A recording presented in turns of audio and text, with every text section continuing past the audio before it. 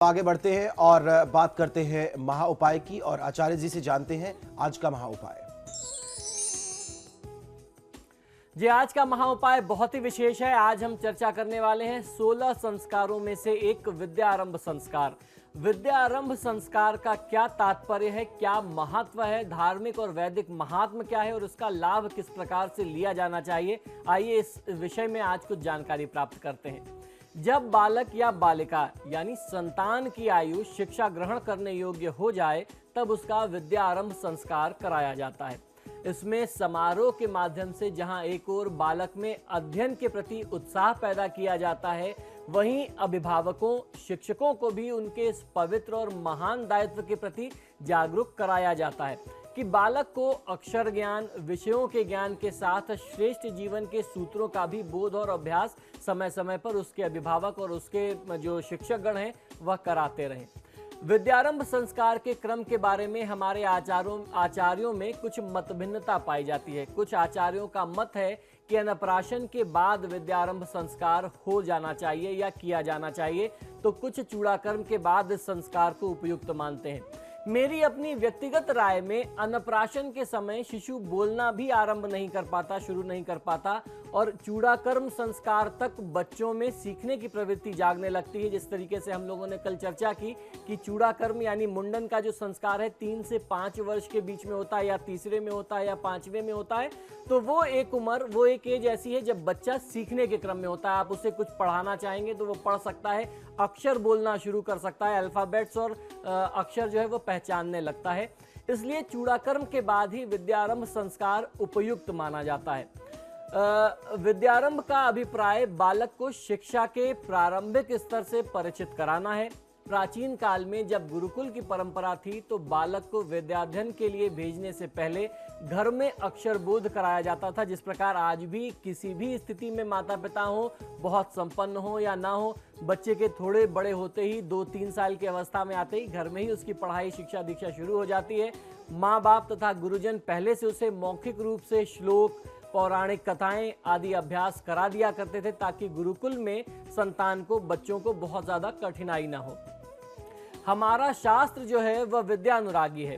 शास्त्र की उक्ति है सा विद्या या विमुक्तये, अर्थात विद्या वही है जो मुक्ति दिला सके।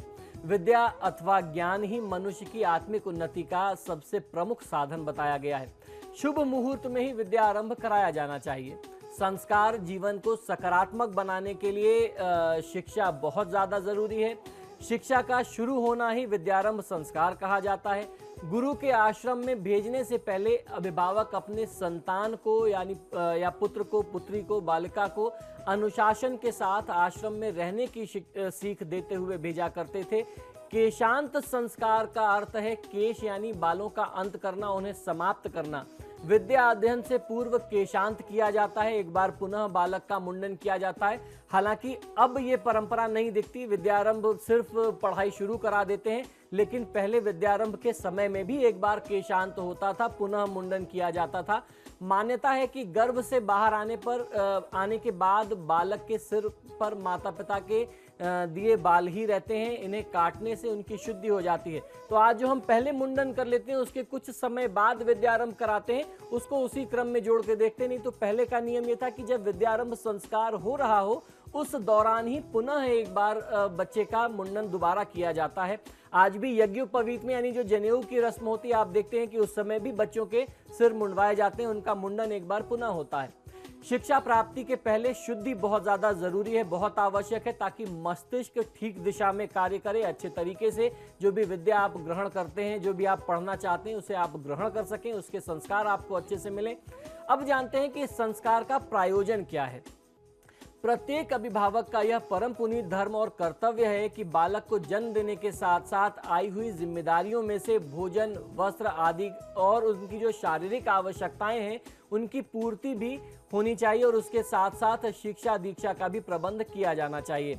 जिस प्रकार कोई माता पिता जन्म देने के बाद उसके पालन पोषण की जिम्मेदारी से इनकार कर उसे कहीं झाड़ी आदि में फेंक दे तो वह अपराधी माने जाएंगे, ठीक उसी प्रकार जो लोग बच्चों को शिक्षा दीक्षा का प्रबंध न करके उनके मानसिक विकास एवं मानव जाति की संग्रहित ज्ञान संपत्ति का साझेदार बनने से वंचित रखते हैं, वे भी उसी श्रेणी के अपराधी माने जाते हैं जैसे कि बच्चों को भूखों मार डालने वाले माने जाते हैं।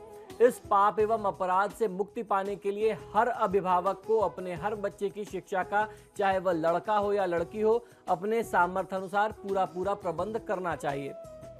इस धर्म कर्तव्य की पूर्ति का, अनुशासन का पालन करते हुए उसे अपने उत्तरदायित्व को निभाने की घोषणा के रूप में बालक का विद्यारंभ संस्कार करना पड़ता है।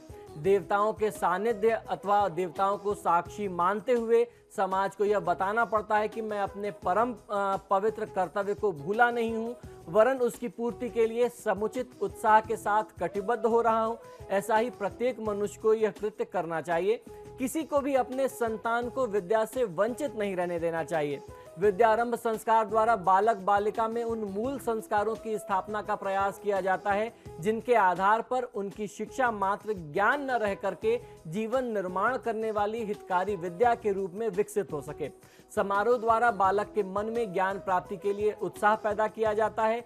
उत्साह भरी हुई मनोभूमि में देवाराधन तथा यज्ञ के संयोग से वंचित ज्ञान परक संस्कारों का बीजारोपण भी संभव हो जाता है।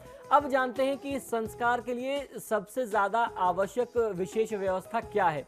पूजन के लिए गणेश जी एवं मां सरस्वती का चित्र या प्रतिमाएं होनी चाहिए। एक पट्टी, दवात और लेखनी होनी चाहिए जिसकी आप पूजन करें और उसके बाद ही उससे बच्चे के आप पूजा को विद्या को आरंभ करा सकें। बच्चों के लिए लिखने में सुविधा होनी चाहिए, इसके लिए स्लेट, खड़िया भी रखी जा सकती है। गुरु पूजन के लिए प्रतीक रूप में नारियल रखा जाता है। बालक के शिक्षक प्रत्यक्ष में हो तो उनका पूजन भी कराया जाना चाहिए। पूजन उपरांत बच्चों के हाथ से या बच्चे के हाथ से पट्टिका पर ओम अथवा ओम श्री गणेशाय नमः लिखवा करके विद्या आरंभ कराई जाती है। ऐसा मान लेते हैं कि विद्या आज से आरंभ हो गई। गणेश एवं सरस्वती की पूजन अवश्य कर लेनी चाहिए। इस प्रक्रिया में उनके पूजन करने से शिक्षा में प्रेरणा मिलती है, शिक्षा की प्रेरणा मिलती है। गणेश को विद्या और मां सरस्वती को शिक्षा का प्रतीक माना गया है। विद्या और शिक्षा एक दूसरे के पूरक हैं, एक के बिना दूसरी अधूरी है। शिक्षा उसे कहते हैं जो कि स्कूलों में पढ़ाई जाती है। भाषा, लिपि, गणित, इतिहास, शिल्प, रसायन, चिकित्सा, कला, विज्ञान आदि विभिन्न प्रकार के भौतिक ज्ञान इसी क्षेत्र में आते हैं। शिक्षा से मस्तिष्क की क्षमता का विकास होता है और उससे लौकिक संपत्तियों, सुविधाओं, प्रतिष्ठाओं एवं अनुभूतियों का लाभ भी मिलता है। सांसारिक जीवन की सुख सुविधाओं के लिए इस प्रकार के ज्ञान की आवश्यकता भी है। यह सरस्वती आराधना है। विद्या के प्रतिनिधि भगवान श्री गणेश है। विद्या का अर्थ विवेक एवं सद्भाव की शक्ति है। सद्गुण इसी वर्ग में गिने जाते हैं। उचित और अनुचित का, कर्तव्य और अकर्तव्य का विवेक विद्वानों को ही हो पाता है। आज के छोटे से लाभ हानि की तुलना में वे दूरवर्ती होने हानि लाभ के महत्व को समझ सकते हैं और इतना साहस और धैर्य बनाए रखते हैं जिसके आधार पर दूरवर्ती बड़े लाभ के लिए वर्तमान में थोड़ा कष्ट सह सकें अथवा भविष्य की अधिक हानि को कठिनाइयों का स्वरूप समझते हुए आज के छोटे मोटे प्रलोभन या आकर्षण का परित्याग कर सकें। तो इसलिए हमारे जीवन में विद्यारंभ का महात्म सबसे ज्यादा बताया गया है। तो फिलहाल आपके सितारे में इतना ही। आचार्य जी, आप आए, महा उपाय बताया, राशिफल बताया, आपका बहुत बहुत शुक्रिया। जी धन्यवाद। तो फिलहाल के लिए इतना ही, लेकिन समाचार प्लस पर खबरें लगातार जारी है।